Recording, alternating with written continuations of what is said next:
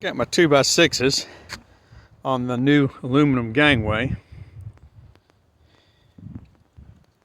I got the first port with the oil in it, getting ready to put the decking boards down.